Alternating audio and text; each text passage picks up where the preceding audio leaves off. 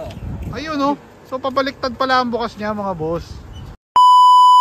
Yo, what's up mga ka-jeep trip at mga ka-jeepers? Magandang araw sa inyong lahat. Sa pagpapatuloy ng ating Alfonso Cavite episode ay may matikas na Milwaukee silang kasama dito.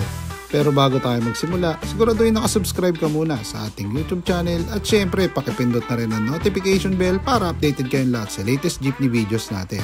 Kaya tara, samahan nyo ako review na specs ni Countryman, ang isa sa mga makisig na gawa ng Milwaukee Motors. Okay, ayan. So kasama naman natin ngayon si Boss Elmer. Si Boss Elmer ang owner na itong Countryman na biyaheng Alfonso Dasma. Sir, kwento mo naman po kami about sa unit natin. Saan gawa si Countryman? Kay Milwaukee Motors. Milwaukee Motors, no? Ayan. 2016 model. 2016 model. Ano sir, nabili nyo o na pina-assemble nyo? Ayan, okay. So bakit pala Countryman ang ipinangalan natin? Kumbaga yung tatay ko talaga nag-ano ng pangalan ng sa mga jeep namin eh. Countryman ng parang yung ilagay sa aming sasakyan. Ayun. So kumbaga dati na kayong nag-jeep sir? Oo. Ayan. Sa kayo sir, ilan ang unit na hawak natin? Bali sa pamilya namin meron kang 10 units. 10 units. No, ayan. So puro Countryman ang pangalan. Countryman Ayan, okay. So yun pala ang pinagmulan ni Countryman. Sir, makina ng unit natin? Eagle na inline. Eagle inline. Ayan, pwede makakita yan sir? Ito. Ayun no. So pabaliktad pala ang bukas niya mga boss. Ayan no. Okay. So ano to sir? Ito yung kasama talaga niya nung pinagawa. Kasama na siya sa package deal na 870 nung cut-drive. So 870. Kayo po mismo nagpa-assemble nito no? Tatay ko nagpa-assemble nito nung. Ayun, okay. So ito makina niya mga boss. Ayan, naka-chrome syempre na takip. Chrome ba yan sir? Chrome. Ayan, chrome. Okay, Eagle inline. Sir, kamusta naman ang Eagle inline dito sa ruta nyo? Awa ng Diyos ilang years siya, hindi pa siya nabubuksan. Alaga lang sa change oil.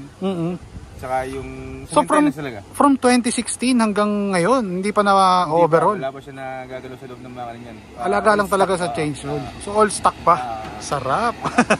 Sana all, ayan. So ganyan kayo mag-alaga rito sa Cavite, no? Alagang itibak yan.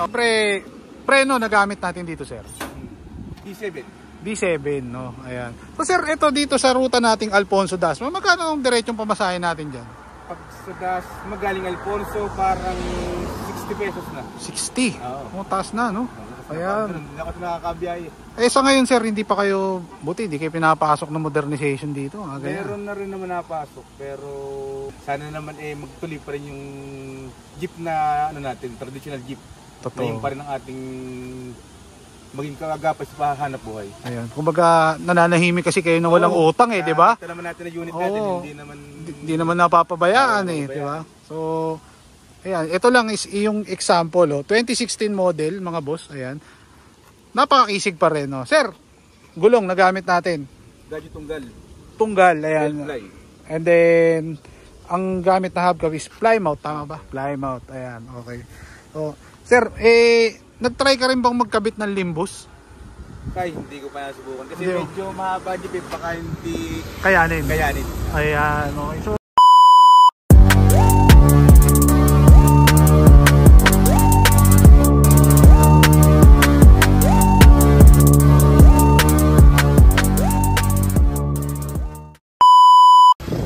okay mga boss, ito ang kanilang interior mga boss. Ayan, ito yung kanilang interior. Sir, itong manibela, stock pa to? Oo. Simula ng Milwaukee.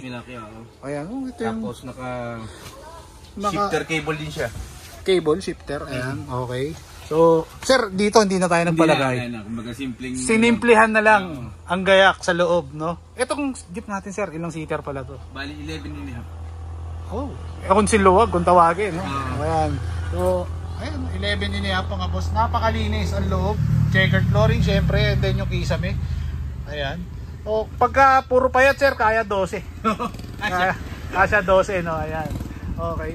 So any plans na maglagay ng sound sir? Baka may gusto tayong pa-setup ganun o okay na muna to sa ngayon? Okay na muna sa ngayon kasi panghanap buhay muna talaga. Panghanap buhay lang talaga. Ayan, okay. So syempre ito sir, kasama na to. Itong mga gauge na to. Yun, no? So naka-circuit si boss, ayan. Dito nakalagay sa gilid lahat yung mga gauge na. And then syempre naka-single seater si boss, ayan. Okay. Okay, dumako naman tayo rito. Siyempre naaangat yung kanyang kasoy. Yung tambol, ayan. O sir, eto kasama na. Yung mga vertical na yan. So magkano inabot way back nun? 870. Ang mura, no? Bagay, 2016 to eh.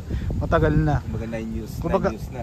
Ngayon parang nasa 1M na. Kung mga nakaganyan, may get. 1 yata, 1.2 na raw ang inaabot ng isang unit yung sabi kay Milwaukee. Ayun, kasi yung na-vlog ko nung nakaraan, yung biyaheng Balibago is parang nasa 1.3. Ayan. Pabaliktad naman yung open ng kanilang hood nun. Yung mismo kasama yung fender. Ayan. So next natin, syempre, ayan. So dito tayo dumako. Ayan. Kumbaga, di bali na may pekas, okay lang yan. Wala problema yan. Kasi syempre, daily use kung tawagin. Daily use talaga. Ayan. Pang-araw-araw na gamit yan. Pang-araw-araw na gamit. Okay. Okay sir, shoutouts. Baka may mga babatiin Shoutout sa tayo. tropang Tambong Kulit, sa aming pamilya, Okay. saka sa mga kaibigan. Yun, no? Thank you boss sa Okay. pag-vlog mo sa amin. Okay, maraming salamat sir. Kayo po. Ganun din po. Shoutout po sa mga kapamilya namin. Ayan. Mga tropa mo, di mo babatiin? Shoutout po sa mga tropa ko. Ayun.